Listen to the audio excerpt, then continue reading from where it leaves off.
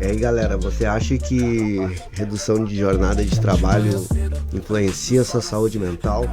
Se você acha isso, cola com nós aí que hoje veio o nosso amigo Eduardo, né, mano? PC do B.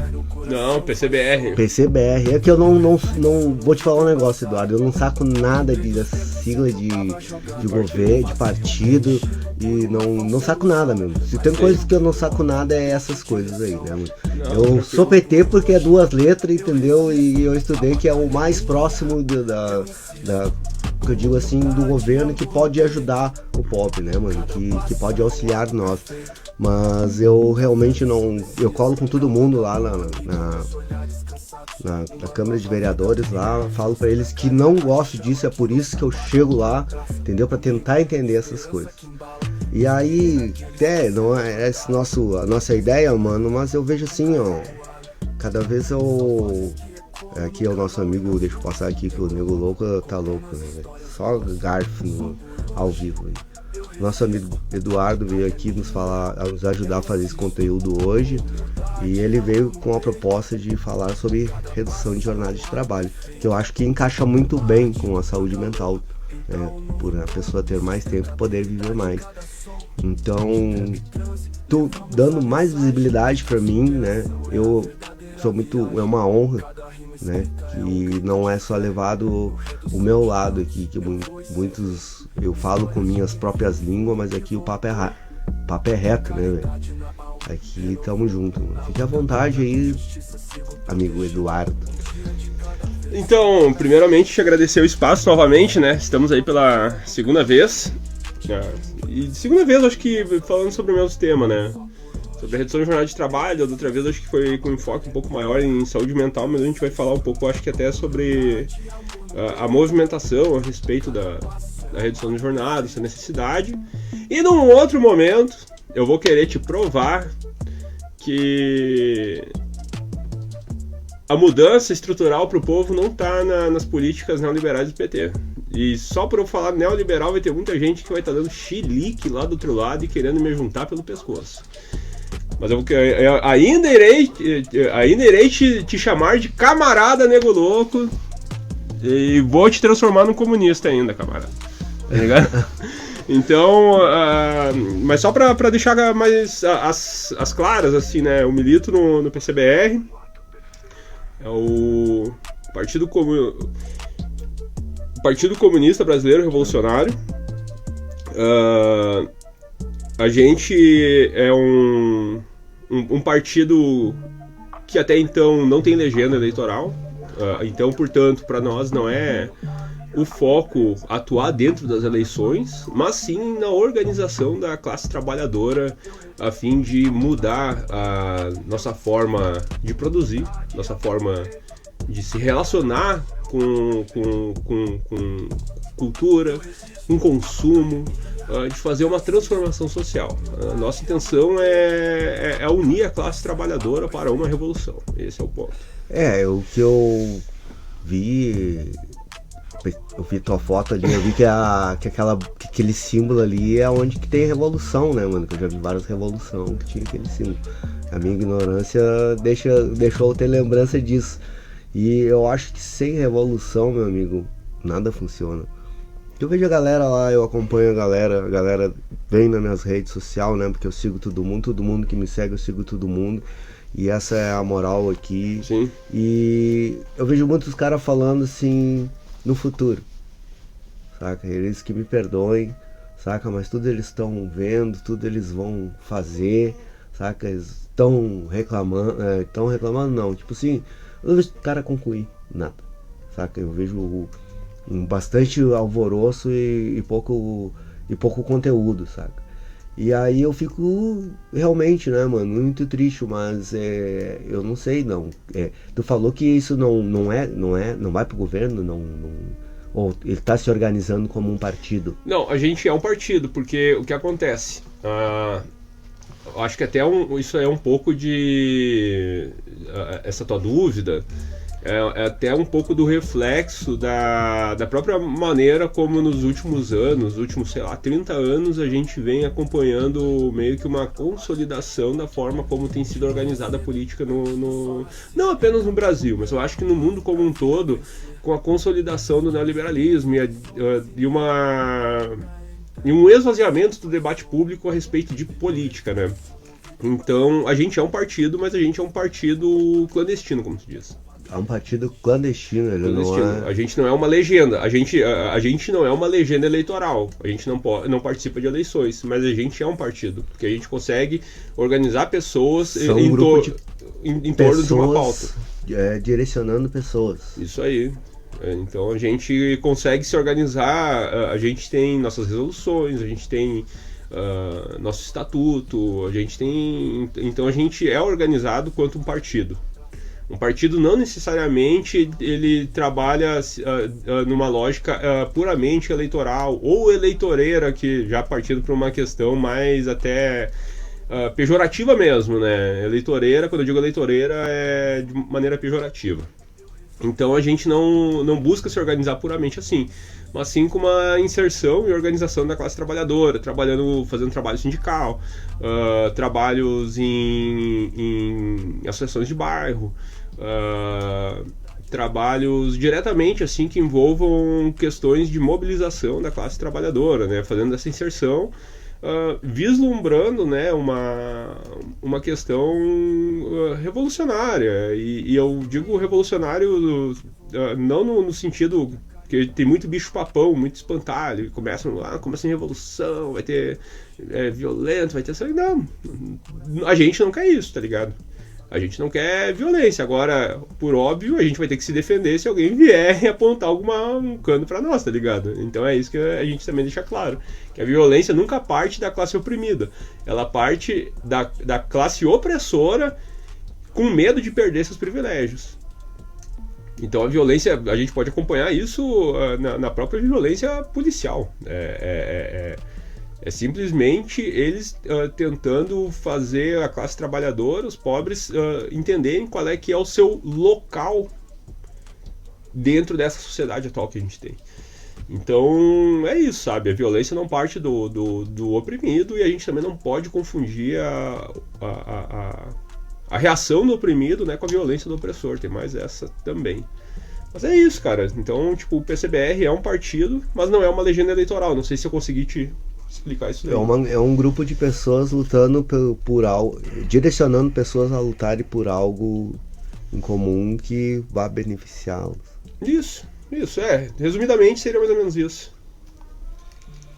E então eu fiz aqui umas perguntas, né, pra gente poder, porque que nem quando tu chegou aqui, daí eu vi que negócio de partido eu não entendia nada, com minha ignorância junto, né, mas a gente já tenta aprender trocando ideias, né, assim já me sinto mais aliviado, porque a gente não puxa a bandeira pra ninguém, entendeu, mano? A gente é pela moral, a gente não é direita, a gente não é esquerda, a gente é pelo bom senso.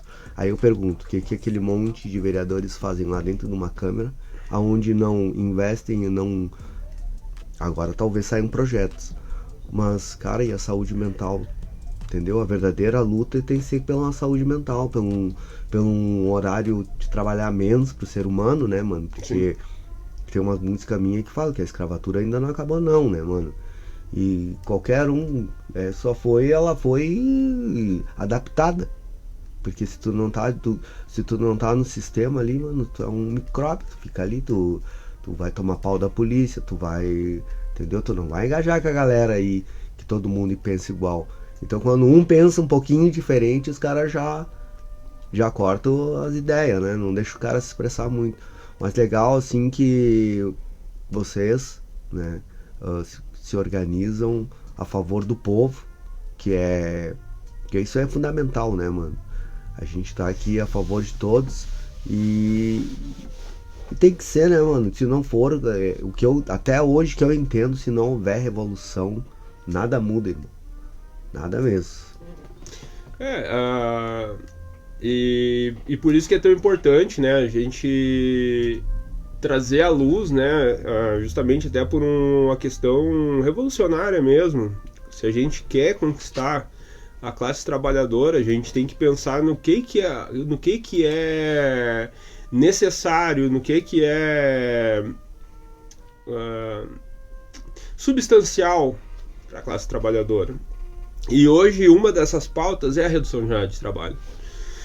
Porque a gente está vivendo numa sociedade adoecida, a gente passa mais tempo envolvido dentro da nossa dinâmica de trabalho e não necessariamente apenas dentro da tua jornada dentro de uma fábrica, dentro de um escritório, naquela função produtiva, mas tu tem o teu deslocamento para o trabalho, tu tem as questões que tu não consegue simplesmente chegar em casa e virar uma chavinha. Tu chega em casa e tu começa a debater porque o meu dia foi uma merda, porque eu deu tal estresse no trabalho, que eu me estressei com fulano, que o meu chefe isso, meu chefe aquilo.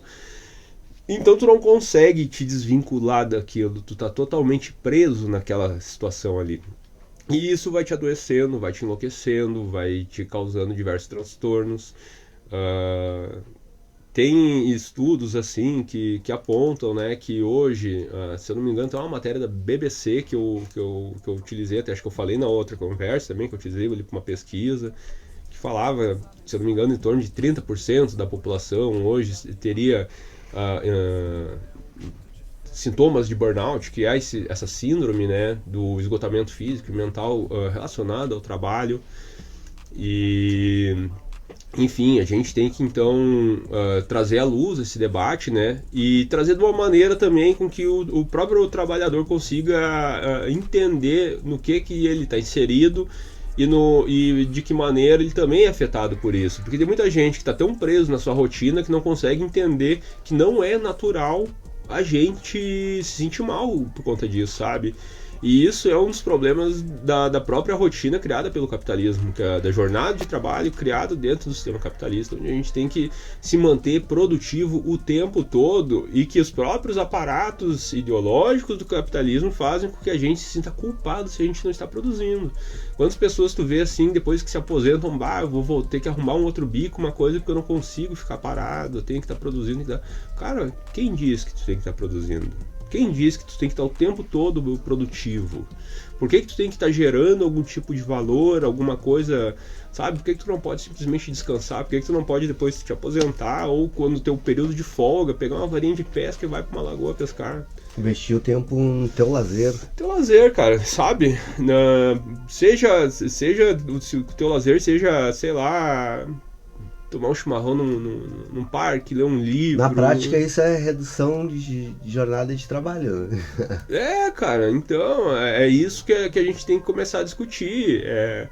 A gente teve a nossa última redução de jornada de trabalho na Constituição de 88, onde se reduziu de 48 para 44 horas semanais. De 88 para cá, a gente teve diversos avanços tecnológicos. Em 88 a gente não tinha uma TV dessas aqui, a gente não tinha esses computadores aí para fazer um streaming. Provavelmente para fazer algo que a gente está fazendo hoje, que está eu sentado aqui e tu me entrevistando e operando todo o sistema, teria que ter operador de câmera, teria que ter... Por isso que eu me bagunço um pouco aqui, né, mano? Isso aqui é uma equipe que faz, né? Sim, e aqui sim. eu mando ver do meu jeito, né, velho? Não, mas aí que tá. Olha só o ponto que eu quero chegar. É que, tipo, hoje tu também tem tecnologia de maneira que mesmo aos trancos e barrancos tu consiga fazer sozinho. Sim. Suave? Então, tipo assim, isso é um ganho produtivo que a gente teve ao longo dos anos. A gente tem esse ganho produtivo em todas as áreas. Eu posso falar pelo meu trabalho. Que ficou mais fácil de fazer essas coisas. Ficou mais fácil de fazer as coisas. Então a gente consegue produzir mais. A gente, além de produzir com mais qualidade e em menor tempo, a gente consegue produzir mais. E por que a gente, conseguindo aumentar essa produtividade, em vez da gente simplesmente ficar sempre produzindo mais e mais e mais infinitamente, a gente também não utiliza esse aumento de produtividade que existe em todas as áreas, de áreas de entretenimento, como é o caso aqui, ou áreas como na agropecuária, na indústria de transformação, onde tem esses avanços tecnológicos aí de produtividade. Por que a gente não usa então para daqui a pouco, em vez de aumentar a produtividade, em vez de cortar um posto de trabalho, reduz a jornada de trabalho e mantém os 2 funcionários.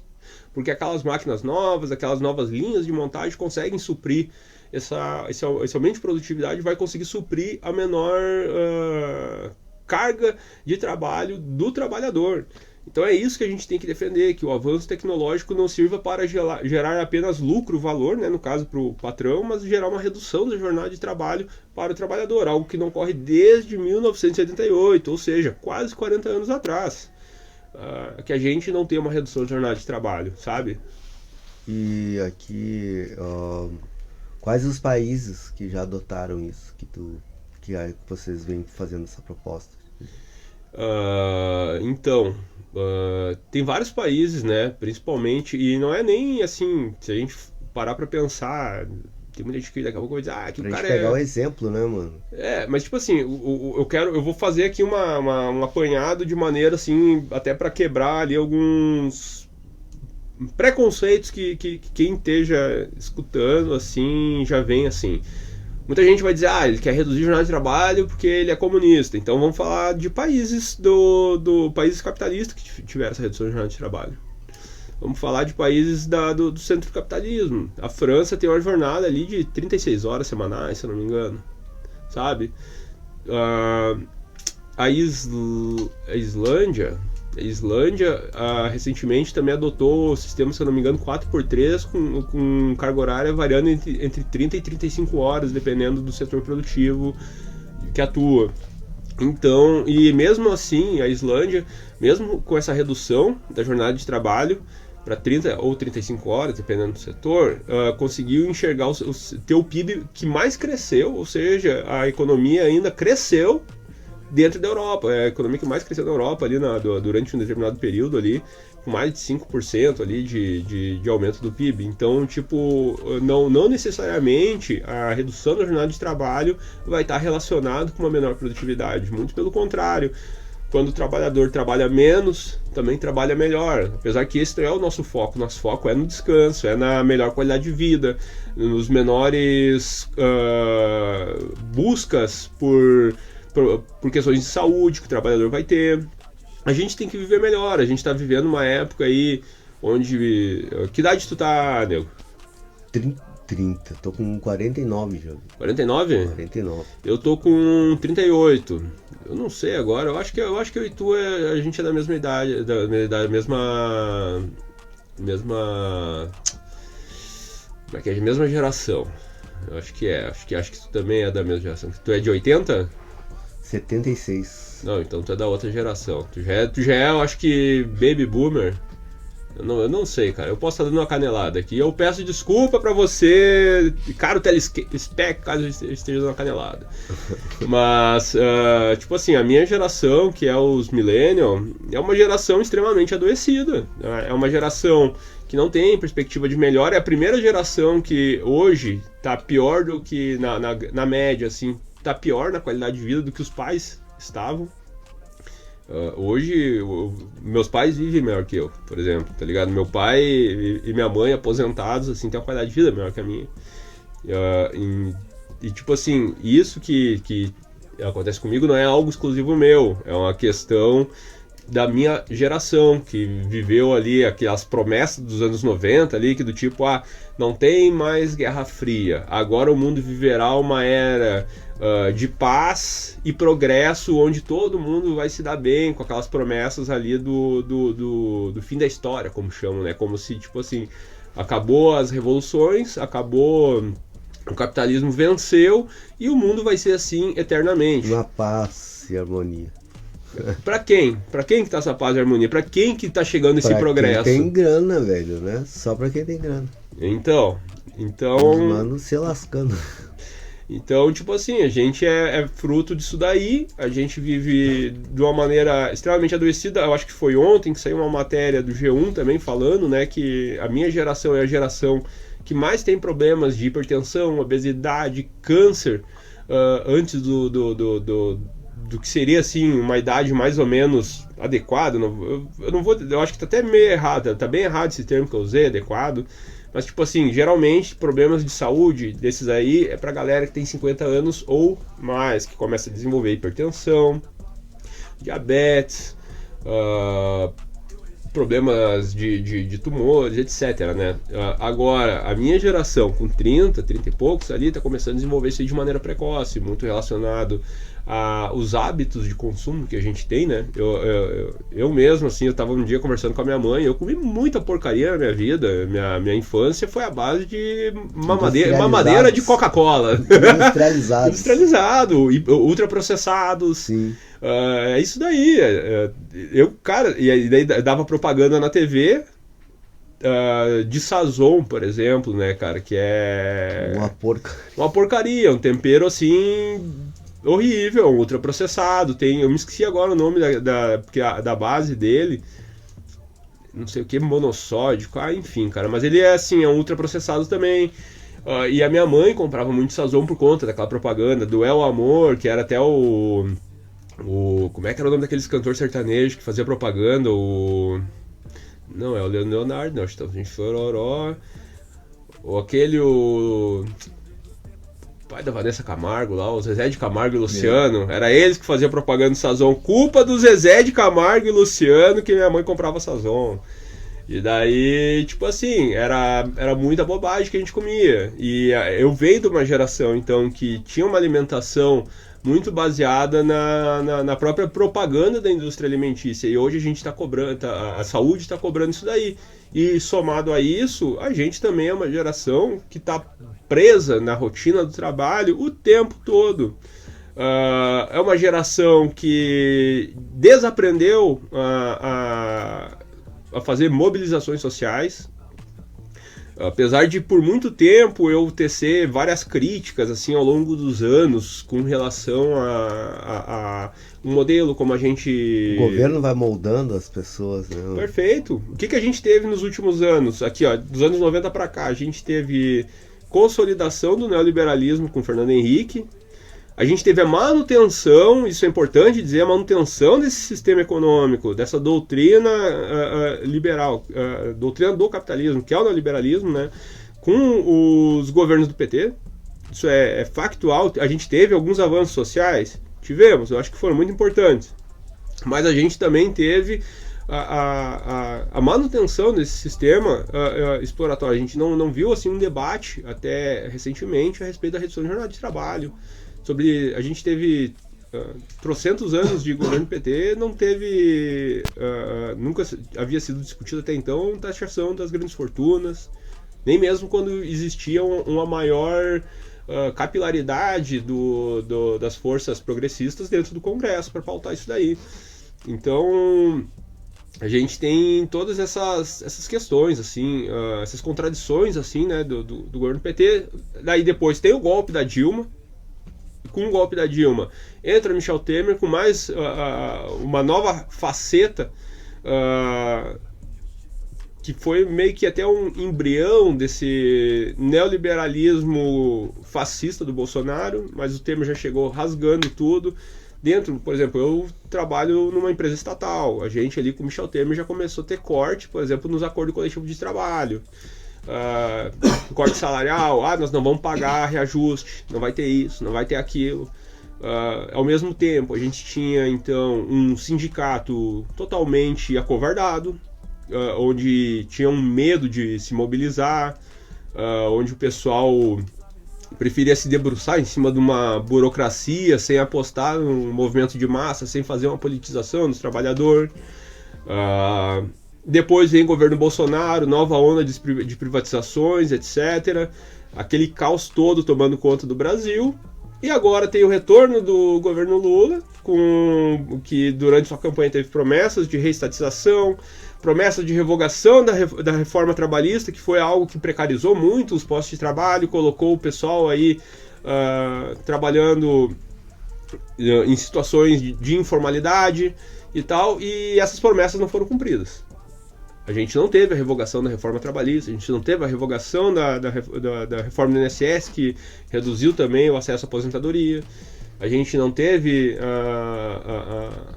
a reestatização, por exemplo, da Eletrobras, que hoje a gente está pagando um absurdo a conta de luz e o nosso sistema elétrico é totalmente privado, né? Salvo raríssimas exceções onde tem ainda alguma distribuidora de energia estadual, raríssimas exceções. Então a gente está vivendo assim uma era que está ficando cada vez mais caro a gente viver. A gente está trabalhando cada vez mais. A gente vai ter agora, em breve também, o STF definindo se a pejotização, que é aquele negócio dos contratos de pessoa jurídica com pessoa jurídica, do tipo assim, ó, eu tenho uma empresa, um exemplo, tenho uma empresa e quero te contratar, mas eu não quero assinar tua carteira de trabalho, porque eu não quero te dar férias, eu não quero te pagar FGTS, eu não quero te pagar 13º. Tu vai ter que abrir um outro CNPJ. Então seria como se a tua empresa estivesse prestando serviço para mim, mas tu vai ter que cumprir uma jornada estabelecida por mim, tu vai ter que entregar o que eu quero sem direito trabalhista algum. Então está sendo definido isso daí também dentro do STF, que inclusive é uma proposta do Gilmar Mendes, se eu não me engano, é o principal que tem cabeçando isso. Não que o resto do STF seja contrário, muito pelo contrário, o STF é um aparelho também da burguesia. A gente viu até tempos atrás até então ministro Barroso indo em festinha de aniversário do dono da iFood. A gente sabe que a iFood hoje é uma das empresas que tem o maior sistema exploratório em cima dos entregadores. E não só em cima dos entregadores, mas também dos restaurantes, visto que eles cobram taxas abusivas deles também. Então, qual é que é o interesse do dono da iFood em chamar um ministro do STF para o seu aniversário? E por que o ministro do STF vai lá e depois tem várias pilhas de processos dentro do STF a respeito de vínculos trabalhistas lá? Então eu acho que a gente também tem que começar a tirar um pouco esse véu a respeito das questões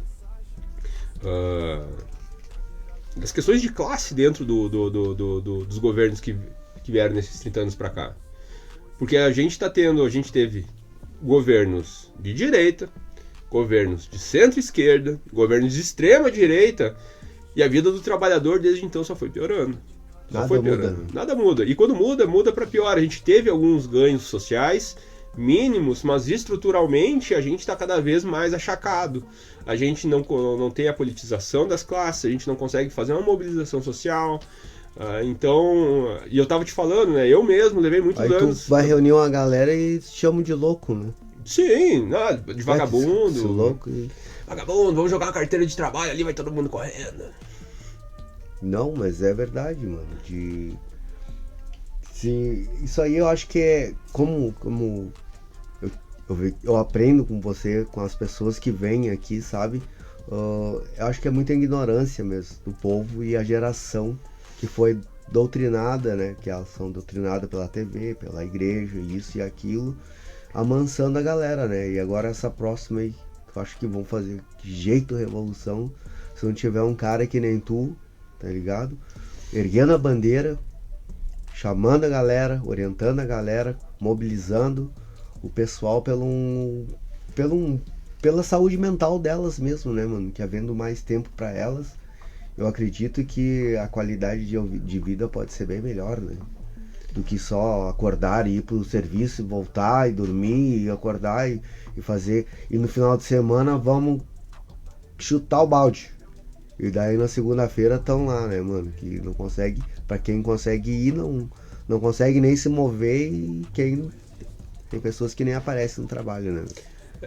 Tipo assim... Por essa exploração, mano. Isso é uma exploração mesmo, né?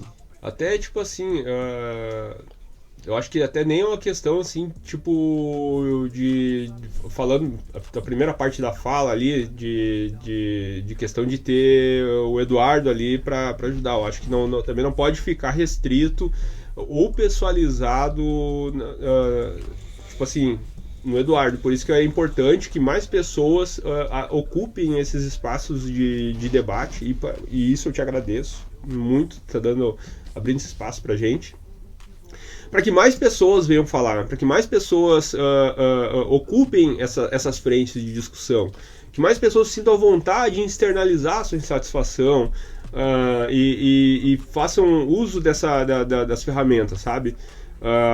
E que mais lideranças também se formem dentro de partidos, de sindicatos, de coletivos, porque não tem lugar sem disputa. Inclusive, eu acho que a disputa, a gente tem que lutar com a arma que tem. A gente teve recentemente lá no trabalho, por exemplo, uma questão que era a eleição do cargo de Caref. Eu não vou entrar no nome da empresa, porque senão é capaz deles quererem derrubar a live e também me aplicarem um novo processo disciplinar. Então eu não vou falar o nome da empresa, mas teve a eleição do Caref. Para explicar para o pessoal o que é o Caref. O Caref, ele é um membro do conselho de administração da empresa eleito pelos trabalhadores. Então estava ocorrendo uma certa disputa, tinha um candidato que era da nossa turma ali, que passou num outro concurso público, foi convocado, na verdade, do outro concurso, e pulou fora da eleição. Era um cara assim, ó, sensacional, top. Só que como é que a gente vai pegar e dizer pro cara abandonar a vida dele num outro lugar para pegar um cargo de Caref por 2 anos e depois desses 2 anos, sabe? Então não tinha como. Perdemos ali esse camarada e daí a gente ficou sem candidato. E daí quem tinha candidato? Um cara totalmente pró-empresa e um outro que finge que não é. Que é um pelego, é o que a gente chama de pelego dentro do sindicalismo. Um pelego, assim, ó. O cara, assim, fez de tudo pela aprovação de um acordo coletivo que não existe, praticamente, posto que muitas das coisas, das promessas, não podia ser homologada dentro do acordo, do documento do acordo coletivo, que é um contrato entre trabalhadores e empresa, né, a ser cumprido. E diz, porque a empresa diz que não pode ter isso daí dentro da cláusula, mas que eles vão pagar por fora. Se tu tá me pedindo para fazer um contrato comigo, eu digo, não pode estar em contrato, mas eu te pago por fora, que garantia tu tem que eu vou cumprir? Não tem contrato nenhum. Não sei, só a boa fé mesmo, né? Então, e esse colega, então, que fazia parte desse grupo de peleguistas, ele... daí a gente começou meio que esmiuçar algumas questões, trazer à luz algumas questões ali, alguns debates e tal. E esse colega, daí, eu preciso entrar em tal grupo do WhatsApp lá pra me defender, que era o grupo que eu tava. Cara, quando ele entrou lá, eu fiquei uma semana, cara, dando-lhe sapatada no maluco, cara. Daí ele puxava alguma coisa, eu vinha com um documento, um negócio. Não, porque tal documento, tal regramento de tal secretaria do governo federal diz tal coisa. Tu tá mentindo nisso. Isso não funciona assim. Então eu ia puxando algumas fontes para desarmar toda a retórica dele, que era uma retórica do tipo esvaziado de conteúdo. E muito em cima daquilo, precisamos de união, precisamos disso, daquilo. Eu disse, mas por que a união tem que ser em cima de ti? Se é só a união da classe, te une ao outro. Dele, não, mas é porque eu sou o mais preparado. Quem disse isso? Tu não consegue te defender, cara, das contra-argumentação que eu tô apresentando aqui? Daí, no final das contas, ele perdeu a eleição ali, a gente fez uma campanha contrária, não colocamos o nosso, mas também não deixamos essa galera criar capital político ali dentro da classe trabalhadora. E isso é importante também, porque isso é disputa. A gente está disputando corações e mentes. A gente tem que tentar mostrar qual é que é a linha mais eficiente, qual é que é a linha mais correta, qual é que é a linha mais agitativa. Porque eu sempre deixo claro nas discussões, quando essa galera que se auto-intitula mobilizador, por exemplo, dentro do ambiente de trabalho, eles não mobilizam ninguém. Eles são um bando de burocratas que sentam na mesa com o patrão vem com a proposta e eles dizem, pois é o que tem, eu acho que vamos ter que aprovar. Quando eu penso que não, eu acho que o mobilizador tem que estar fazendo agitação. O mobilizador tem que ir lá e estar dizendo, galera, sem greve nós não vamos conseguir nada. Sem greve nós não vamos reduzir a jornada de trabalho. Sem greve a gente não vai conseguir daqui a pouco um adicional de retorno de férias. Sem greve, a gente não vai conseguir o 70-30 do plano de saúde, que é um negócio que a gente estava pautando ali, para a empresa pagar 70% do nosso plano de saúde, que atualmente está em 50%. Sem greve, a gente não vai conseguir manter nossos carros na frota. Sem greve, a gente não vai conseguir nada. E isso não vale apenas para o meu ambiente de trabalho, isso vale para qualquer lugar. Então o trabalhador tem que se envolver mais com questões sindicais e retorna para aquilo que eu estava comentando alguns minutos atrás, que eu levei muito tempo para mim me organizar. Eu fui por muito tempo um agente passivo dentro dessas relações de trabalho, olhando, participando de assembleia, mas sem dar tanta opinião. Depois dizia, mas fecharam um acordo coletivo ruim, tá, mas e qual é que foi a minha participação nisso? Qual é que foi a minha participação nisso? Se eu estou indignado e se eu tenho capacidade de ser um agente ativo dessa mudança, então eu vou ser. E assim como eu levei muito tempo, por isso que eu digo, a minha geração é uma geração que se tornou um agente político passivo. De não se envolver, de evitar o conflito, vamos só conversar, vamos conciliar. Quando não, cara, sem quebra-pau não tem mudança. Então a gente vai ter que botar nossa cara na rua, vai ter que botar a cara a tapa, mas também tem que aprender a bater. Tá ligado? Não pode só apanhar. Eu cansei de apanhar, velho. Ao longo da história eu descobri isso, né, mano? Sem revolução, nada muda. E a lasqueira mesmo é como acordar toda essa galera, né? Porque isso é um bem por todos, né? São por todos que se diminuir essa... Aqui a gente tava vendo que países de primeiro mundo adotaram, né? E dá certo, entendeu? Por que a gente não pode fazer isso também? Por que eles não querem aliviar do trabalhador? Por quê? É a mesma coisa assim, né, mano? Trocar aqui de água pra... Falam da passagem da Visat, mano, mas fica uns 2 dias aí sem pegar o ônibus pra ver o que acontece com a Visat daí. Vamos ver se vocês não vão baixar o salário. Não for dessa forma, mano, realmente não acontece nada, mano. Eu não quero estar incentivando nada. Eu vou deixar bem claro, não estou dizendo tá para falando fazerem. Aqui pra pegar a galera e sair quebrar as coisas, né, mano? Mas sim tomar seu ato, né, mano, de manifestação pacífica e reclamar das coisas que não tá legal, né, mano? Não, então... Pra todo mundo, não é pra mim, não é pra ti, não é pro vizinho, não é pro outro, né, mano? É uma exploração do cara que levanta às 6 e volta às 10 pra casa. Eu não quero estar incentivando nada. Mas talvez sem ter quebra-quebra também, né? Mas eu não quero estar incentivando nada. Não coloquem palavras na minha boca. Só estou pensando aqui se tem algum outro modelo, né? Não quero tomar um processo daqui a pouco, tá citando tal coisa. Não é isso. Mas aí que tá. Se a gente também não a gente não tem... mostrar, não, o protesto pode... Pacífico, mano, vamos lá, Pacífico. Mas aí, que nem tu falou, se acontecer, se bater em nós, não foi nós que começamos. Não foi nós que começamos, exatamente. Mas aí, tipo assim, a gente tem que... essa questão também, eu acho que a gente tem que fazer novamente essa burguesia ter medo, cara. Ter medo. Porque tendo medo de perder os dedos, eles entregam os anéis. E essa redução da jornada de trabalho é justamente talvez a gente conseguir incitar um medo maior neles, que eles entreguem a redução da jornada de trabalho de bom grado. Porque se a gente fizer a classe trabalhadora entender que é possível uma qualidade de vida melhor, que a gente consiga realmente usufruir do fruto do nosso trabalho, não simplesmente com uma fração do salário que a gente recebe, que é isso, né? A gente recebe o menor salário mínimo do mundo, né? E outra, né, cara? O próprio salário em si é uma fração do que a gente produziu. E a fração menor, a fração maior fica com o patrão. A gente recebe muito pouco, muito pouco. Eles não fazem favor pra ninguém, mano. Eles lascam o povo e ficam ricos em cima deles, né? Sim, e outra, se tu morre, cara, no outro dia tem um anúncio de emprego, pô, o cara morreu. Paciência, acontece, vão ter que contratar outro. Cara, é isso, meu. A gente não é ninguém lá dentro do trabalho. O meu chefe não é meu amigo.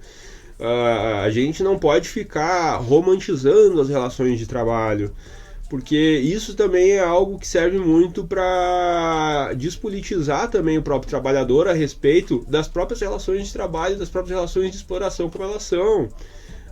Da outra vez eu me lembro que eu falei aqui da história do ouro branco, né?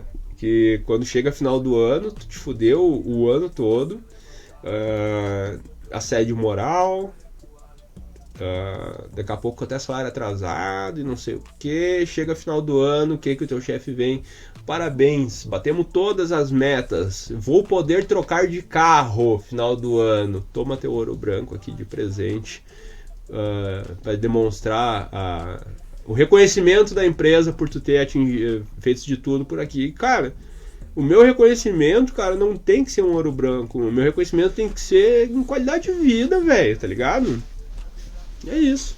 Eu acho que não tem por que não aprovar isso se no primeiro mundo eles não perderam nada e ficou bom. Eu acho que tem que rolar aqui também, né, mano? Porque quanto mais tempo a pessoa tiver pra poder... Quanto tempo, assim, um cara recebe um salário mínimo, trabalha o mês inteiro pra pagar um aluguel, né? Que eu vejo a galera falar aí que é 600, 700, 800 reais. Aí pra poder pagar água e luz, que não vem junto com o aluguel. Aí vem mais internet, que muitos eu acho que nem tem, né? Vivem de uma forma, né, indigna de internet. Pra não conseguir se alimentar direito, né, mano? E ainda adoecer mentalmente. Eu acho que precisa muito a galera se unir e pensar direito nisso aí, né? Nessa redução de trabalho. Não sei como que vamos fazer, mas tem que fazer. O certo é que tem que fazer. E que pessoas mais, né, que estão ligadas a isso, que possam dar visibilidade também, né, mano? O que acontece com o ser humano? Ele acaba caindo na sarjeta, porque eu acredito que toda essa pressão, assim, de não ter nem um tempo para poder, né, seu lazer, só viver, eu acho que é o que atira o ser humano também na calçada. É uma de muitos problemas que pode terminar com o ser humano aí não querendo fazer mais nada pela vida, né? Cara, então, primeiro ponto, por que isso aí é tão difícil aqui no Brasil, em comparação a países ditos de primeiro mundo ou do norte global, que quer que seja, né? É que a gente é um país de capitalismo periférico, então a nossa função é exportar matéria-prima barata. E para exportar matéria-prima barata e manter a taxa de lucro da burguesia, tem que estrangular o trabalhador o tempo que der. A gente tem que trabalhar o quanto que der.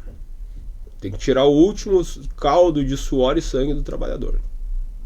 Porque a gente também sustenta essa cadeia produtiva dos países industrializados. Tanto é que o Brasil, hoje, a principal matriz produtiva nossa é o agronegócio, assim, no setor produtivo que eu digo exportador, de exportação e tal, né? Já foi a indústria, se eu não me engano, até os anos 80. E eu posso estar dando uma canelada, espero que não, e qualquer coisa eu me corrijo numa próxima entrevista. Mas a gente está ocorrendo, então, hoje o Brasil é um grande fazendão do mundo. A gente tem trabalhos na área de serviços de baixa complexidade.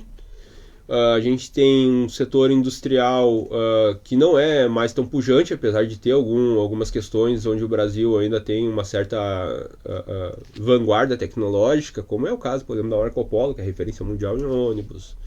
A gente tem a Embraer na área dos jatinhos e tal, mas isso dentro do todo da matriz econômica do Brasil não é nada. Então, a nossa função é ser um país agroexportador, é ser um país de envio de matéria-prima barato, para ser beneficiado e a gente comprar de volta isso aí mais caro, sabe? Comprar. Por que a gente tem hoje? A gente tem grandes reservas de minério. Pouco desse minério é refinado aqui, pouco desse minério é transformado em tecnologia. Por que a gente não tem grandes polos tecnológicos de fabricação de chips, de placas impressas? A gente tem a Ceitec ali em Porto Alegre, ali, que faz alguns semicondutores e tal, mas que ainda assim é pouco a nível de relevância mundial. Então a gente tem que discutir essa questão da matriz produtiva também.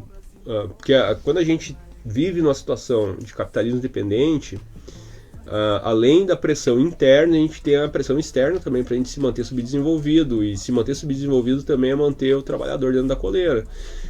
Então por isso é tão difícil a gente conseguir a redução da jornada de trabalho. E daí eu retorno também, e tipo assim, eu não tenho nada contra a turma do PT, assim, moralmente falando, tá ligado? Eu quero deixar bem claro isso, eu não sou antipetista. Agora, eu entendo que tem grandes limitações dentro do governo petista que são ocasionadas pelas próprias contradições da própria forma conciliatória como eles sempre atuaram. Tipo assim, a gente vai evitar, para tentar manter todo mundo feliz, a gente vai evitar grandes embates, quando sem embate a gente não vai conseguir levar avanços estruturais. A gente vai conseguir dar daqui a pouco aqui um aumento no benefício social aqui, outra colar, mas daqui a pouco já vai ter que cortar trocentos benefícios sociais mais adiante, como é o caso ali dos cortes do BPC e do Bolsa Família, que ocorreram aí recentemente. Tem N questões assim que se tornam meio que complicados de se executar num país como o Brasil pela própria conjuntura política, né? Então por isso que, tipo assim, se a gente ficar esperando a gente ter um congresso favorável, esse dia não vai acontecer. Se a gente ficar esperando... Por falta de mobilização, né? Não só isso, tu pensa que esses grandes grupos capitalistas são os grandes financiadores de campanha. E isso desde a centro-esquerda até a extrema-direita. Tu tem grupos bancários. Quando o teu partido político recebe dinheiro de banco, tu vai fazer alguma política que, para reduzir o custo de vida do pobre, precise atacar o ágio bancário, o spread bancário, que é, no caso, ali a diferença ali de retorno de juros e tal do banco. Tu vai fazer uma política de redução de juros que vai prejudicar o ganho do banco, se o banco é um dos financiadores do teu partido? Não vai poder, né, mano? Tá fora, né? Plano de saúde. Se um plano de saúde financiou teu partido, tu vai te preocupar em desenvolver políticas que fortaleçam o SUS? Lógico que não, né? Então é essa que é as limitações que a gente tem dentro da formulação do Estado burguês, como a gente chama, né? Então, e assim vão moldando, né? Como eles querem que fique. Exatamente. E ao mesmo tempo daí, tu tem aquele medo dentro da sociedade, da volta de um bolsonarismo, de um fascista, que faz com que boa parte da população fique preso naquela lógica eleitoreira do menos pior. Não, é que se nós não eleger fulano volta, tá ligado? Cicrano volta. E a gente fica meio que preso assim entre um projeto reformista sem reforma e um projeto de extrema direita de ataque social em tempo integral.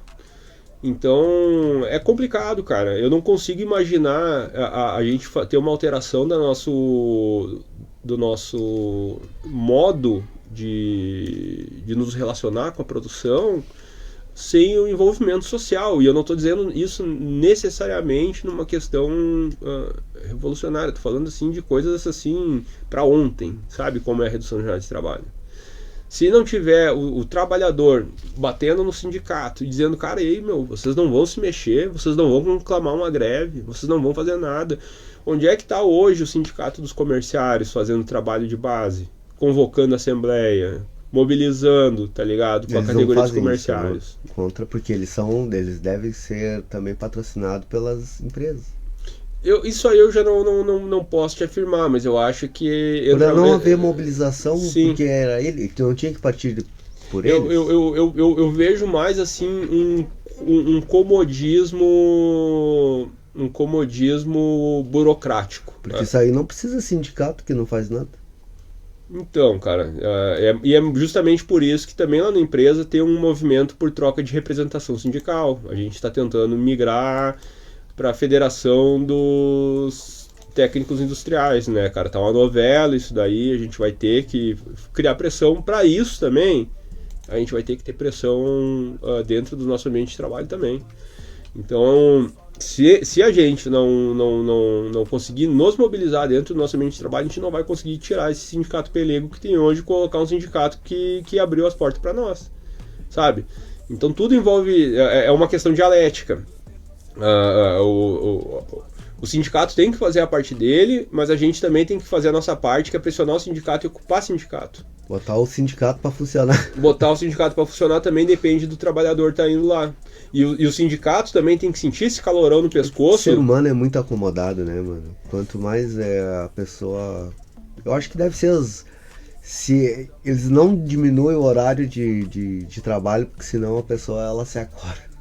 Vai sobrar tempo pra ela, eu acho que é por causa disso, mano. Eu estava aqui pensando, né? Por que eles não diminuem pra favorecer o ser humano? Capaz, mano, se o ser humano começa a pensar, como é que cria asa e vai embora, né, velho? Aí que tá, então é tudo muito bem. Isso que tu trouxe é um ponto muito importante, porque se o pessoal também tem tempo pro lazer, pro ócio, também vai ter tempo para se organizar politicamente, para estudar a política. O ser humano não enxerga isso porque ele não se organiza politicamente. Imagina, tu é uma enciclopédia aí, que tu sabe de tudo, tu fala tudo que tu vem estudando a tua vida. A tua vida é estudar isso. E se as pessoas não têm esse conhecimento, tô te ouvindo aqui, sabe?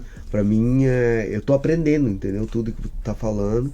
E então a galera não tem tempo, eu acho, pra fazer isso. Mas aí que tá, essa cara. Consciência, essa expansão que tu tem, né, cara? Tu é um cara bem amplo no horizonte pra falar a respeito disso. Não, eu te agradeço aí, cara, as palavras, mas pra mim, eu não me vejo como alguém com capacidade de ensinar nada a ninguém, porque eu também aprendo muito. Pra mim, o que tá acontecendo aqui entre tu é uma troca, porque eu aprendo muito contigo também. Eu aprendo sobre comunicação popular, sobre envolvimento em movimentos sociais, movimentos de massa. Pô, aquele trabalho ali que é feito no café da manhã, por exemplo, ali, que tu pegar, eu ia ali, começar a filmar e tal, documentar aquilo ali, cara, eu acho sensacional aquilo ali, tá ligado? Então pra mim, ao mesmo tempo, cara, isso aqui é uma troca, tá ligado?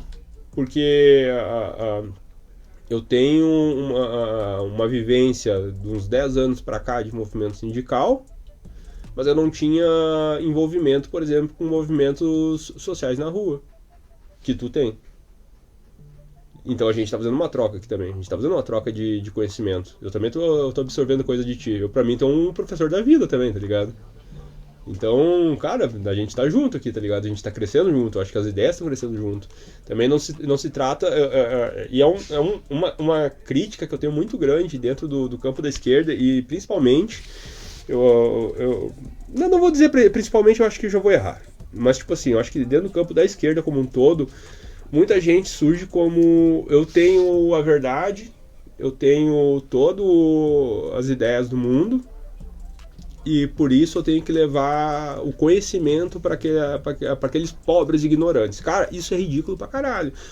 Tem boa parte da esquerda que acha que, por exemplo, porque o pobre de direita não consegue ver o pobre vota na direita. Por que o pobre vota? Por que tem pobre que vota na direita, cara? Não é porque a vida dele passou 30 anos e tá uma merda ainda? Porque teve trocentos anos de um governo conciliatório que não conseguiu resolver o seu problema? Daí surge alguém com um discurso vazio também, mas surge com um discurso de mudança, um discurso... eu não gosto de usar o termo radical, mas com um discurso até, então, vamos dizer, extremista, mas que promete uma mudança, um choque.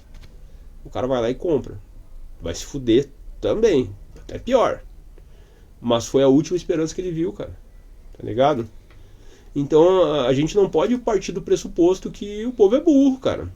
O povo tá sentindo na pele, cara, as contradições do próprio capitalismo. E se a gente não tiver ali uma questão de luta, cara, a gente vai estar perdendo sempre. Então tem essa parte da esquerda que parte de um pressuposto de superioridade moral e intelectual, cara. E eu acho isso extremamente danoso, porque acaba afastando, inclusive, o próprio trabalhador da luta, cara. Eu já fiz por muito tempo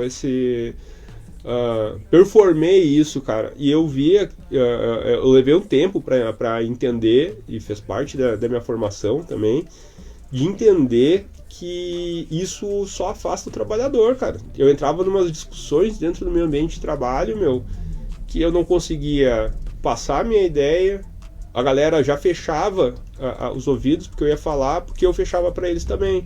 Então hoje eu me habituei a escutar, por mais que eu não concorde, mas eu escuto, absorvo o que o fulano tá me falando, nem que seja para cruzar informações, né? Cruzar informações. E também para eu saber como é que eu vou responder ele de uma maneira com que ele entenda que esse ponto de vista dele é um ponto que pode ser danoso para a própria classe que ele vive. Então, se eu quiser convencer um cara que o Bolsonaro não vai fazer nada pela classe trabalhadora, eu vou ter que escutar o porquê que ele gosta do Bolsonaro. E criar os argumentos. E criar o argumento. Agora, eu simplesmente dizer que tu é fascista, tu é isso, tu é aquilo, caralho, velho. O cara é um trabalhador cooptado. É diferente de tu estar discutindo com um ideólogo, com um propagandista.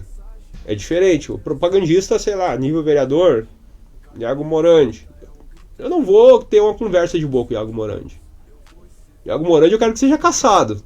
Eu quero que se foda, tá ligado? É isso. Agora, com um trabalhador que talvez tenha votado nele porque enxergou um discurso de mudança, e a gente sabe que é um discurso esvaziado, porque o Iago não propôs nada substancial para a cidade. Qual é que foi as propostas substanciais de alteração, de melhora para a vida da classe trabalhadora na cidade que o Iago fez? Nada. Um exemplo. A gente tem cerca de 1.500 pessoas sem casa em Caxias do Sul.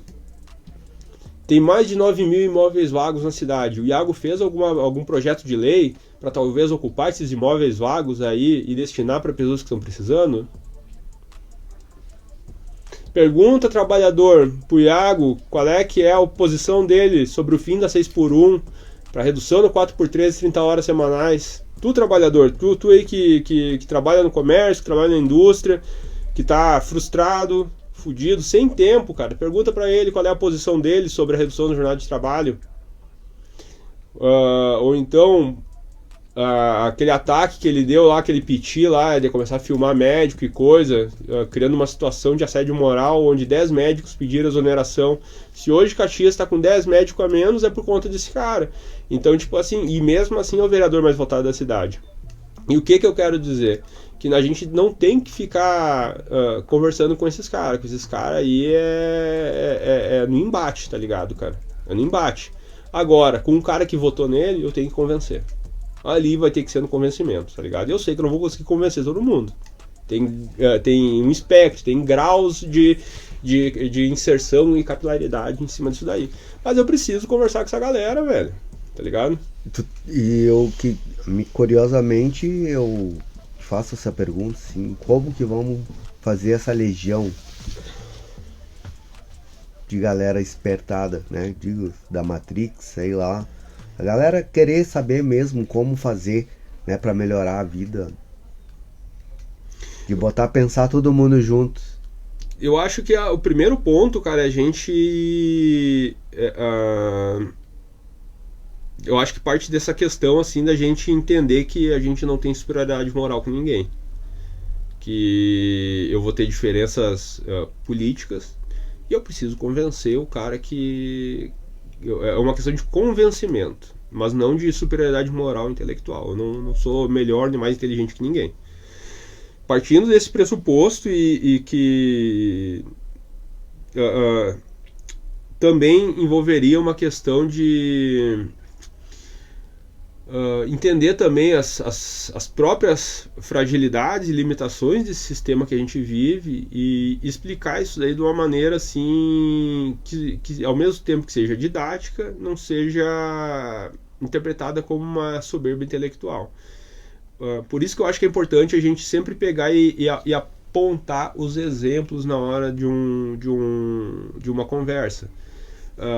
Todas essas questões que a gente veio falando, quando tu me perguntou, por exemplo, aquela questão por que a gente não conseguia fazer a redução da jornada de trabalho no Brasil. Então daí foi apontado todo um histórico do porquê, porque tem isso, tem essa questão, por que não se avança na política, porque os planos de saúde financiam, para não ter SUS decente, para a gente não conseguir frear a taxa de juros dos bancos, tudo aquilo ali. E eu acho que essa é uma maneira que é interessante a gente abordar, apontando essas questões dentro do que o trabalhador consegue enxergar. Porque o trabalhador sabe que o SUS não funciona. Ele consegue enxergar o SUS não funcionando adequadamente, quer dizer. Mas aí tu precisa apontar. Por que ele não funciona? Porque tem interesse do setor privado da saúde em vender serviços de saúde. Se o SUS funcionasse como tem que funcionar, universal e de qualidade para todo mundo, quem é que teria plano de saúde? Daí quebraria o sistema, né? Aí que tá, então acho que esse que é o ponto, a gente pegar e... Esse mesmo sistema que separa mesmo. Exatamente. Então eu acho que esse é um dos pontos, a gente pegar e ter uma conversa assim, sem se colocar num pedestal de superioridade, mas ao mesmo tempo tentando esmiuçar o que está por trás desse sistema mascarado como se fosse algo puramente político. Porque a gente bate nos políticos, e por vezes com razão, mas esquece que quem manda nos políticos são os grandes grupos empresariais, inclusive muitos projetos de lei saem diretamente de federações empresariais, só entregue para um político, a grana, né, aprova, exatamente, o lobby. Então a gente tem que ter essa conversa de uma maneira franca, de uma maneira respeitosa, de uma maneira acolhedora. Porque até hoje, cara, eu não vi ninguém abrir diálogo com alguém que deu um pedaço na sua porta. Então a gente também tem que entender e acolher esse trabalhador, cara. Tá ligado? Dentro do meu ambiente de trabalho, eu consigo conversar com gente de todos os espectros políticos, cara. Então, tipo assim, é importante também a gente deixar claro que a gente não pode ficar personalizando lideranças políticas. Um exemplo disso depois que o Lula morrer, tá ligado? Quem é que vai ser o cara da centro-esquerda? Quem é que... Haddad? Haddad tem o mesmo carisma do uma uva passa, velho. Tá ligado? Eu não gosto de uva passa. Aí vai ser quem? Não tem, cara. Por quê? Porque em vez de criar um projeto de partido, se criou um projeto personalista em cima de uma liderança. Bolsonaro é outro cara que uma liderança personalista. Getúlio Vargas foi uma liderança personalista também. O que eu tô acabando, assim, o que acabei entendendo com isso é que eles estão dentro do circo, né, mano? E eles apenas estão fazendo teatro lá, né, mano? São manipulados pelo lado de fora. E que dá distração pro povo. E aí divide, tá? A galera, não, eu sou isso, eu sou aquilo. Sim. Essa mesma galera aí se juntasse pra reclamar do que precisa mesmo, é que mudariam as coisas, né? Então... E daí o cara lascado aí, trabalha o dia inteiro que nem louco lá, não tem tempo pra pensar mais em nada, só já dorme pensando nos boletos que vão vencer, vai querer saber o que vai querer agregar o que mais na vida, se não tem tempo pra nada, né? Não vai ter nenhum sentido de entender as coisas, né, mano? Ele não vai ter a mente preparada para isso. Sim. E eu acho que aí é por isso que tá difícil a caminhada para tu nessa aí tu vai ter que acordar um gigante, né? Essa que é a verdade. Não, mas aí que tá, cara. Porque se eles se acordarem com isso, aí o povo ninguém segura, né, mano? Isso aí é um ponto importante que tu trouxe, cara. Que na história isso aí foi só houve mudanças com revolução. O que me ensinaram eu não pude esquecer. Então o povo ninguém segura. E é por isso que não sobra tempo pra galera, né? E a galera não tá lascada mesmo, não quer nem saber, né? Deixa assim mesmo. Tô esperando só pela sexta no final de semana e voltar pra rotina.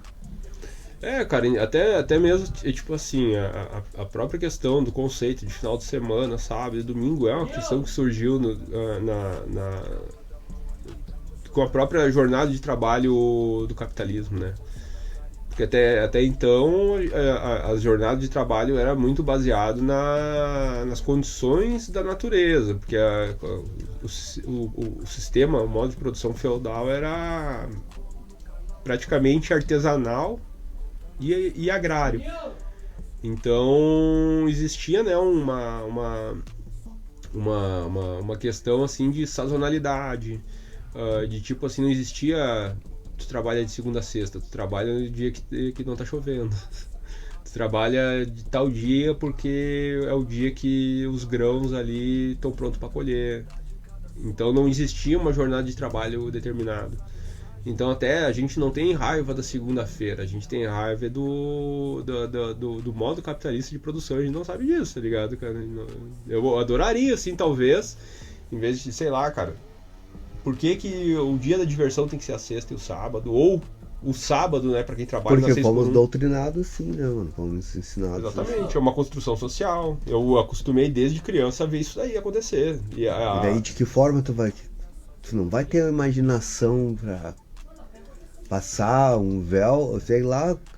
Tu vai viver aquilo ali que te ensinaram a viver, Te velho. ensinaram a viver, perfeito. E é isso, cara. Então, tipo assim, a gente tem hoje, né... E aí daquele que reclama.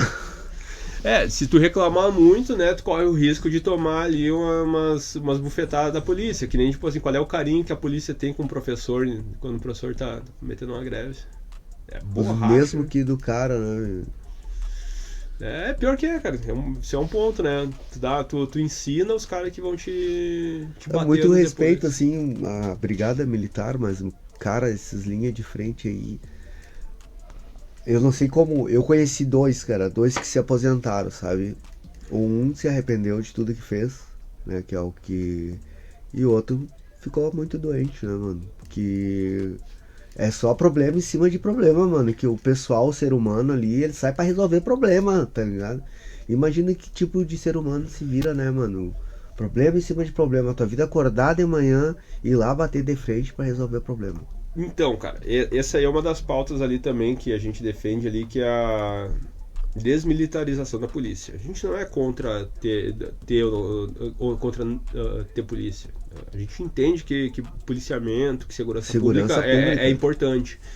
A questão toda é essa militarização da polícia, tratar os policiais como heróis. Policiais não são heróis, policiais são trabalhadores. Porque quando tu tenta criar uma situação de heroísmo, parece que aquele cara tem que estar disposto a morrer pelo trabalho, quando eu acho que não. Eu acho que ele é um trabalhador que está sob risco de vida o tempo todo, mas é um trabalhador. Com a militarização, a polícia militar não tem direito à greve. Eu sou contrário a isso, eu acho que trabalhador tem que ter direito à greve, cara. Como é que um brigadiano não vai poder fazer greve, tá ligado? Então tipo assim, tem as questões de treinamento, de hierarquia, da academia. Eu acho que há uma forma como é formada a polícia militar, que eles até criam determinados padrões de abordagem violentos que remetem, né, à própria forma do exército, de militarização, etc. Questões de patentes, sabe? Então, tipo assim, quando a gente fala em desmilitarização, é acabar com essa estrutura que cultua a violência dentro das forças policiais. E não necessariamente tirar a função do policial. Não, eu acho que segurança pública é algo muito importante, inclusive tem que ser debatido de maneira coesa pela galera da esquerda. Isso aí é um dos campos de debate. Porque que a gente fica muito complicado, né, mano? Ele vai lá, ele faz o serviço dele, que foi ensinado, mas daí Sim. Quando ele faz cagada, daí eles não admitem essas coisas dentro da... Sabe? É bem complicado, né, mano? Eu tenho todo o meu respeito Sim. pelo trabalhador, porque eles devem passar um perrengue Sim. danado, velho. E tipo assim, tu falou também um outro ponto, né, que teve um conhecido teu que adoeceu, né? Policial que tu conheceu que adoeceu, né, por conta da dinâmica do trabalho. Eu vi um tempo atrás uma matéria, não vou me recordar de jornal agora e também não vou puxar o telefone aqui, mas a Polícia Militar de São Paulo, se eu não me engano, tem índices absurdos de suicídio, cara, e é saúde mental. O que levou o trabalhador a chegar num ponto de estar transtornado e tirar sua própria vida? Que dor que esse cara não está sentindo? É o mundo sob suas costas e ele não poder fazer nada. E aí, esse cara é um trabalhador que tá doente ou ele é um herói, cara? Tu vai dar essa carga de herói pro cara e daí daqui a pouco o cara não tá se sentindo esse herói. Eu não tô me sentindo bem. Se coloca numa situação de Que herói sou eu se eu tô me sentindo tão frágil? Tu tem que dar o direito da fragilidade pras pessoas, cara. Todo mundo tem o direito de, em algum momento, estar se sentindo frágil, estar se sentindo fraco, de buscar ajuda. Porque quando tu coloca as pessoas numa posição de que ela tem que ser forte o tempo todo, ela vai entender como fraqueza, cara, tu ter um problema pra tu investigar. Por que eu tô me sentindo angustiado agora? Sabe? A gente não tem que criar heróis, cara, tá ligado? Heróis é coisa de cinema, velho. Na verdade, a gente é trabalhador precarizado. A gente é trabalhador que tá se fudendo, tá ligado? A gente é trabalhador que tá comendo o pão que o diabo amassou pra pagar as contas, pra fechar as contas, para as contas fechar no mês, pra conseguir botar um prato de comida dentro de casa, pra pagar um financiamento de uma casa, pra montar um estúdio de podcast, tá ligado? Todo mundo Todo mundo tem sua própria história, né, mano? Mas exatamente. Se não tiver condições emocionais, aí fica mais complicado. Eu acho que a gente tem que ter o direito de enxergar essa fragilidade nossa, cara, tá ligado? Eu por muito tempo, eu tenho, cara, vários problemas de ansiedade, de depressão. Eu não vou dizer que chega a, apesar que tem uns momentos assim que é mais punk assim, né, cara, mas não sei até que ponto chega a ser crônico, mas tipo assim, tem momentos, cara, que eu tô devastado e eu levei alguns anos pra eu conseguir entender que eu não preciso ser forte o tempo todo, que eu posso pedir ajuda, tá ligado? Isso é a parte mais dinâmica, né, mano? O cara mostrar que você tá precisando de ajuda, né? Pra cuidar de sua mente. Eu agora, foi esses dias aí, tava conversando com a minha companheira ali e tal, e ela veio me questionar um comportamento meu assim assado, que eu tava meio me isolando e pá e tal. Eu disse pra ela, chorando, cara, eu acho que eu tô com depressão. Ligado? No mundo tão que, né, isso aí é tudo balela, né? Eu quero que ninguém pra prestar atenção, pra cuidar. Às vezes é desconcertante, né? A pessoa não tá com aquela força toda, com aquele pique, né? E é que nem tu falou, né? Às vezes a gente tem que saber entender que a gente não tá bem, que a gente precisa de ajuda. E Sim. tem que pedir, né, velho? Cara, é isso aí, meu. A Primeira gente regra é pedir ajuda. Pedir ajuda e a gente entender que a gente é frágil, cara. A gente é um ser humano. A gente não tem que ser um herói, cara. A gente não tem que ser o homem. Agora tá até esses grupos, esse tal de Red Pill, o homem alfa. Tomar banho, cara. Vai lavar uma louça também, irmão, tá ligado? Vai fazer um tratamento psicológico pra entender tuas inseguranças, teus tormentos. Eu deixei o nome do Leandro junto aqui, mas aí a gente deixa o Leandro, a gente cobra pra ele vir a próxima vez, né? Que eu falei que você veio e ia trazer teu amigo Leandro aí. Sim. E aí ficou. E aí a próxima vez a gente marca pro Leandro, daí vamos falar pegado sobre saúde mental, que eu acho que tem tudo a ver essa redução de jornada de trabalho, né, sim, mano? Que é. Falando do Leandro, cara, o Leandro até vai ser bem interessante esse papo que vocês vão bater, porque o Leandro ele não veio justamente que ele tá fazendo um congresso sobre prevenção do suicídio, se eu não me engano. Ele é psicólogo, sim, ele é camarada também, atua no PCBR. E é um cara, assim, sensacional, com uma didática absurda, é um cara extremamente acolhedor, eu gosto muito de conversar com ele, eu acho que ele vai ter muito a agregar aqui. É uma pena que ele não pôde vir hoje, mas tenho total certeza que vocês dois combinando bem certinho, ele dá um jeito de vir aí. Só que dessa vez, Leandro, talvez não venha junto, porque tu sabe que eu tô com outros compromissos também. Mas se eu tiver livre, eu venho contigo também aí, porque eu me sinto em casa aqui com o Nego Louco, cara. Então... Muito obrigado mesmo por fortalecer nossas redes, né? Sabe que não é fácil de fazer um vídeo aqui. E da minha forma, a gente tenta falar, né, sobre algumas coisas muito sérias e de total relevância, né? Pedimos ao povo cuidar mais da sua mente, do seu tempo, do seu lazer.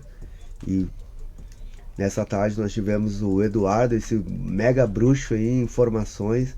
E aí eu considero que vai agregar muito e acordar uma galera aí a despertar, né, mano? Ser mais esperto, se despertar aí, se todo mundo se unir, né? Que nem eu falo, se querem que baixe a passagem da Visat aí, querem que ela melhore aí, ó, o serviço dela que tá meio precarizado aí, fica os 2 dias em casa aí que tudo volta ao normal. Sem revolução não muda nada, irmão. Eu tô junto com os mano aí e é isso aí, né? Da nossa forma, a gente explica e fala que não estamos induzindo, mas é preciso sim a gente ponderar em cima disso, de como tem que ser feito. E ao longo da história é dessa forma mesmo que acontecem as coisas.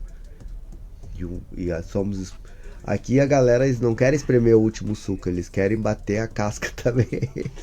Não é o último suco aqui, a galera quer bater a casca junto, né? E é isso aí, né, mano? Pra mim foi muito satisfatório aprender mais coisas com você e eu sei que a live, elas repercutem o poder da rede social. Quando o conteúdo tem conteúdo, é mais relevante ainda.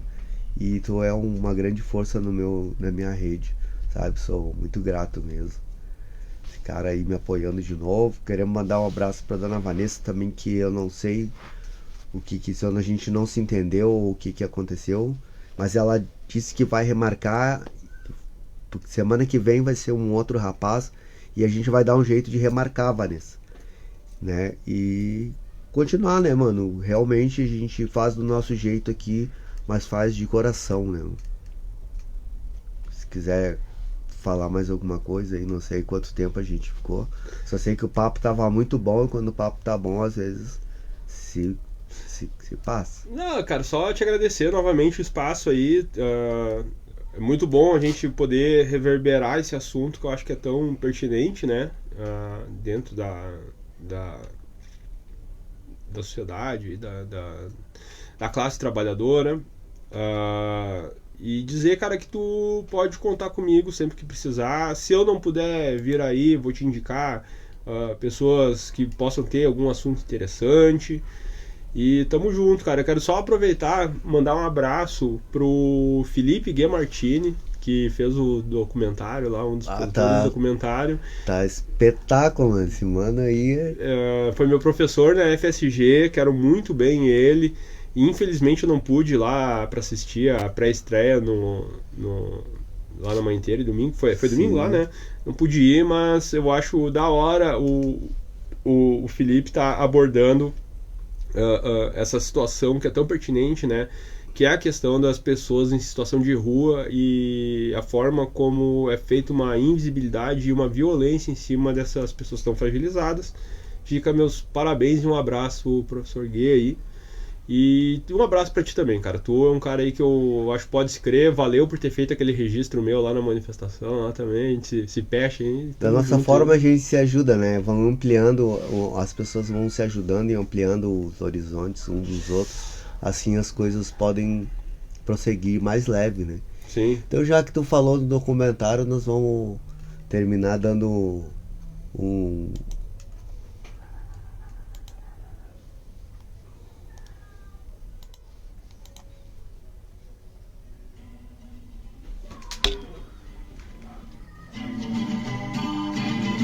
pedacinho, ele deixa eu mostrar. Só derrota na rua. É uma tribo, meu. A população em situação de rua é uma tribo. Então tu saiu da tribo, tu tá mostrando pro sistema que é possível. Ele falou assim que Caxias é uma cidade muito solidária, né? E até então eu tinha uma visão totalmente oposta, né, a dele. E daí eu queria saber o porquê que ele pensava assim, né? Tô nesse mundo que é desgraçado, quase me espancaram semana passada, mas tá valendo. É porque eu não calo a boca. A sua fé é muito foco, meu irmão. E nessa batalha. Essa visita de vocês aí, entendeu? Foi bom, tá? E muito obrigado por vocês virem aí. E caiu, levanta e vai de novo. O negócio tá cinematográfico, mano. E o cara Top, cara. sabe? Eu achei que ia ficar de um outro jeito e ficou bem de jeito assim. Eu nem vi o começo, eu já achei ótimo. Entendeu? Quando eu comecei a ver o negócio, não, é isso aí mesmo. Eu nem tinha terminado de ver, eu digo, o cara mandou ver mesmo na mensagem, sabe? E eu acho que ele merece muito isso aí. né? Ele já vinha trabalhando há muito tempo em cima disso que ele tá fazendo, então é mais que merecido. Um abração pro Gui lá. Já rachemos o pau aí, mas estamos juntos. Porque tu sabe que o projeto existem muitas, né? Eu não entendo nada e queria fazer do meu jeito, mas existe um jeito muito, né? Não se fala burocrático com áudio e vídeo, né? Não sei. É que ele é um cara metódico, né, cara? Mas ele é um baita de um produtor. Ele não é que nem eu que joga. Ele não joga as coisas nas redes sociais, ele trabalha, né, mano? Ele tem sua turma ali em qual ele confia, né? O qual ele formou, cara que transforma cortes em vida. Cara, eu olhei tudo, eu chorei, eu dei risada, digo assim, o cara tem, né, mano? Não tá lá à toa, né, mano? Ele tá lá porque tá acontecendo que ele planejou fazer, né? É que aí que tá, é uma questão de comunicação distinta. Tu faz uma comunicação mais de guerrilha, mais direta. Ele faz um esquema diferente, assim, é que também a proposta dele é um documentário. Então ele vai ter que trabalhar nessa questão da sensibilidade, de atiçar os sentimentos que a gente falou. Tu chorou, tu riu. Mas é isso, cara. Ele deu um tapa de luva com categoria. Ele é um querido, cara. É um querido. Eu quero bem ele, cara. Quero bem ele. E massa, cara. O cara é demais, velho. Ele já tô. Segundo ele, eu tô no próximo vídeo que ele vai fazer lá de skate, sabe? O cara tem muito. Ele falou pra mim, agora eu vou te confidenciar então, cara. Chama ele pra conversar aqui, porque ele falou bem assim pra mim um dia. Ele viu alguma coisa minha e tua nas redes e ele falou: pai, eu queria entrevistar esse mano. Então daqui a pouco, em vez dele te entrevistar, tu entrevista ele. Chama ele, cara. Ele vem, meu.